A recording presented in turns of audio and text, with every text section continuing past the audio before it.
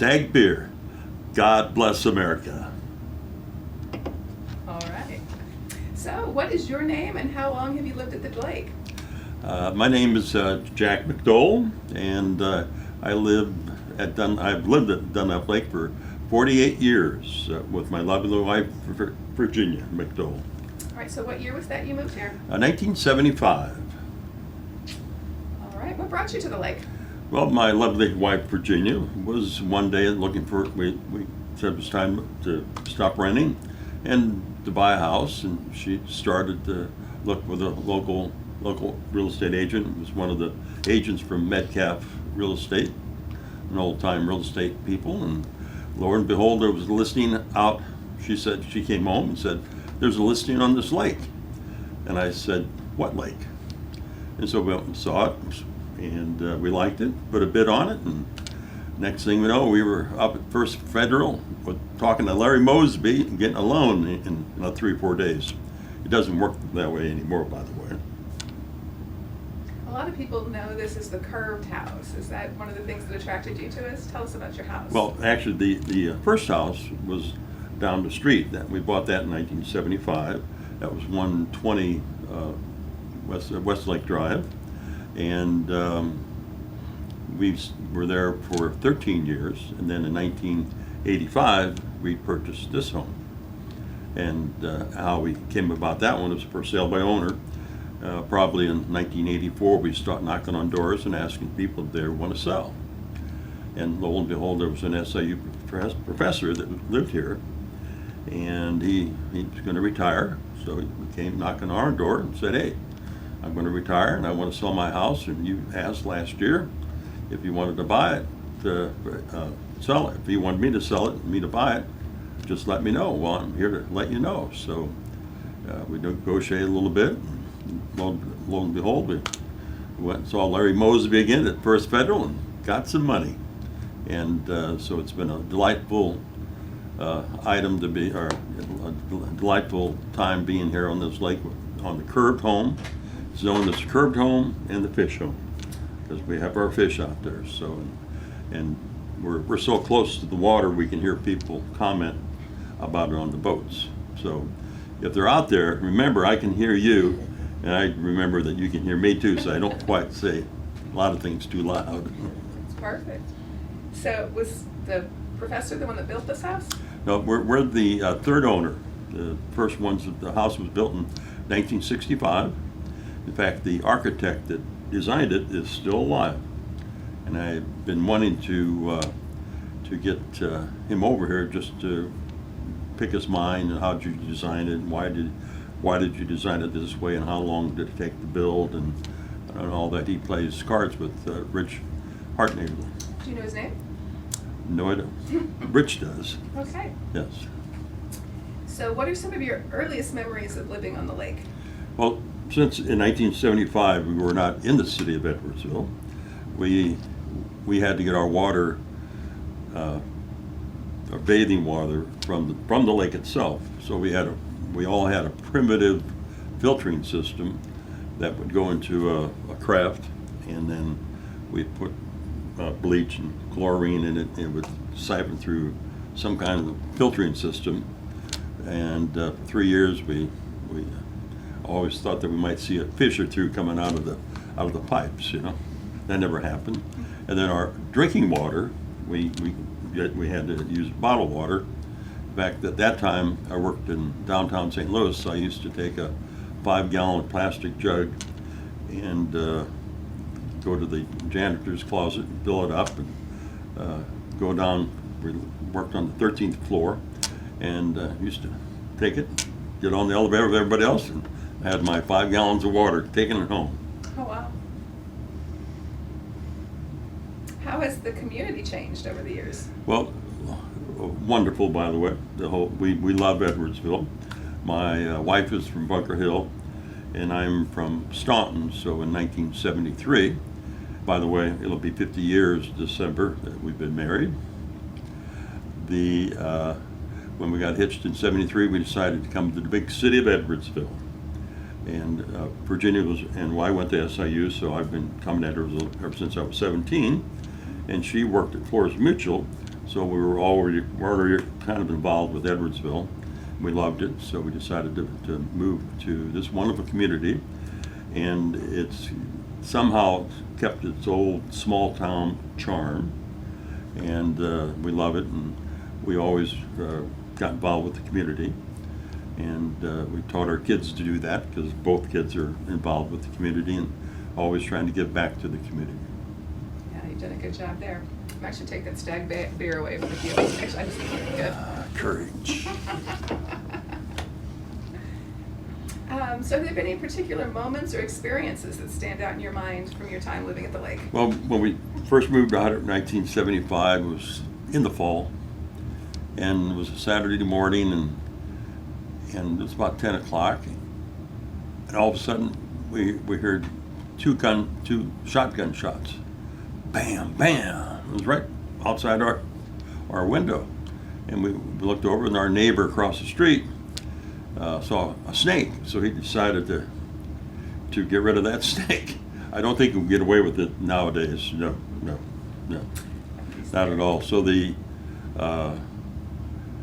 and then again, we were out in the country. There was a farm across the street where Dunlap Cove is. That was all farmland, and there was a barn with cows and chickens. So you heard roosters in the morning. And so those are the good memories about the early days. And then the nice thing, what we remembered, is in 1978, the city of Edwardsville annexed us in, which that gave us city water and city sewers. So that was a delight to see. Now it took a year.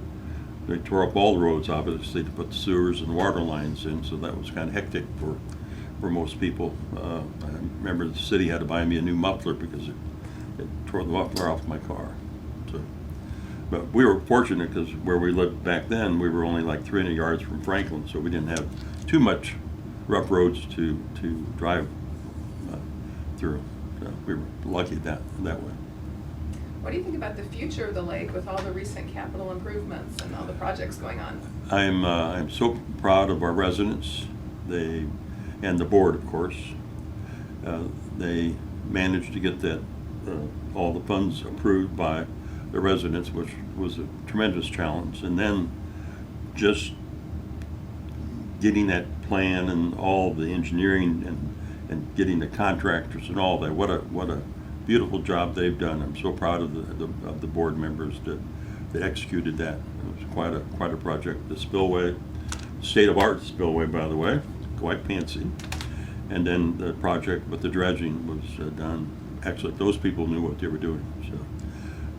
So the nice thing about the future, yes, the future of our community is we have so many young people that are energetic, they're intelligent, and they're committed to make this lake even better in the future. I'm very, very proud of our neighbors and the board and the association. Excellent. Kind of jumped around here. What do you know about the early history? Like, have you heard a lot about what was going on when the dam was built and when it was first flooded? Not too much. I know it started in 1939, and then the war came, so that delayed that process to 1949. So that's when it was originally established, and I've seen pictures of the lake early, and there was some places where I think the lake was, that's roads. So I think they did a lot of work on that, and it's hard to believe that West Lake wasn't there. Somebody had to build West Lake and Barnett and the covered bridge. Where'd that bridge go? Where was that road for that bridge on West Lake Drive? The underwater bridge. The underwater bridge, yeah. Yeah. Where was that road? Yeah. So it's and you can see, it was on. If you go down Gerber and go straight, there was a road that went down the hill, and then went across the bridge and then on to Barnett. Yeah. So.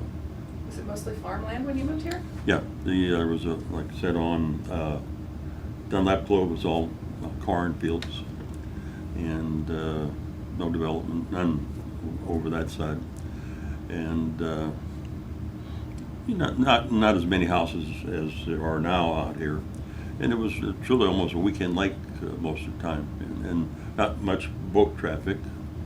Not a lot of people had pontoon boats, a lot of john boats and fishing boats.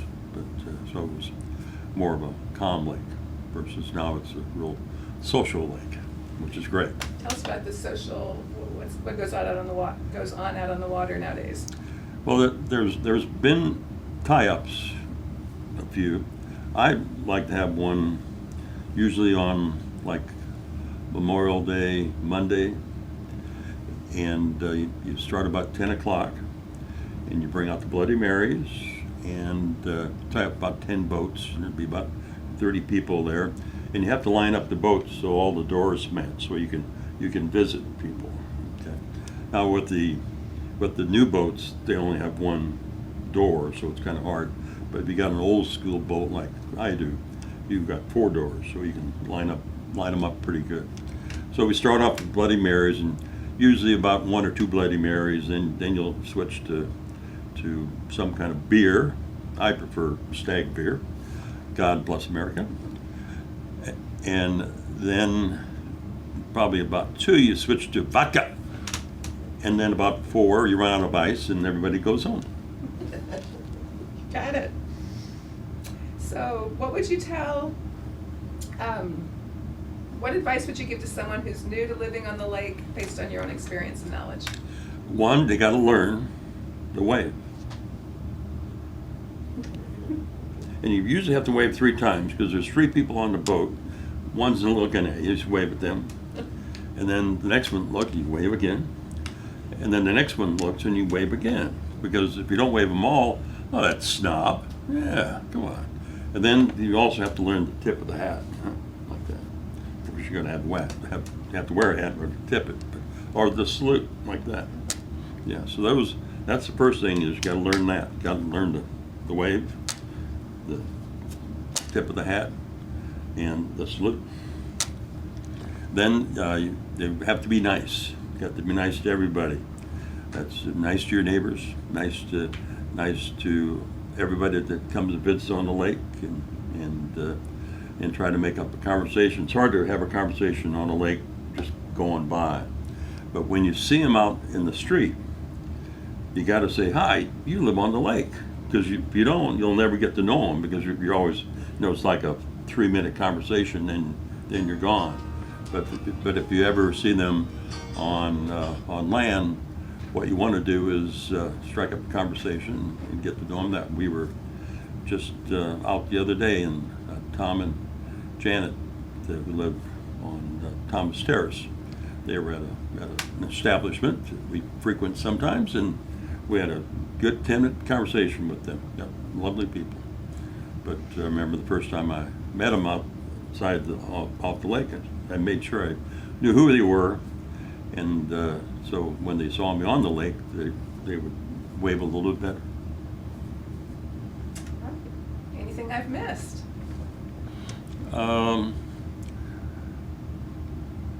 Yeah, the neighbors. Neighbors, we have so many neighbors. We got 380 neighbors approximately. 367. 367 times 2 sometimes. So we got all these neighbors, and I consider everybody my neighbor. I mean, I see these people, and hey, neighbor, how you doing? Yeah, they might live over there on Barnett, but they're my neighbors. So everybody's got to treat all the neighbors good. Number one. Okay,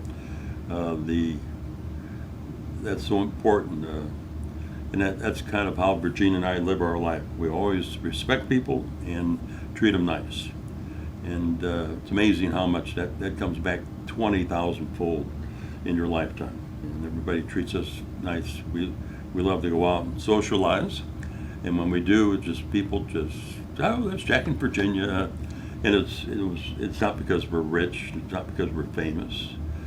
We're that way because we've treated all our years everybody very nice and respected them, and so I want everybody to do that same thing. In life, and the world would be better off.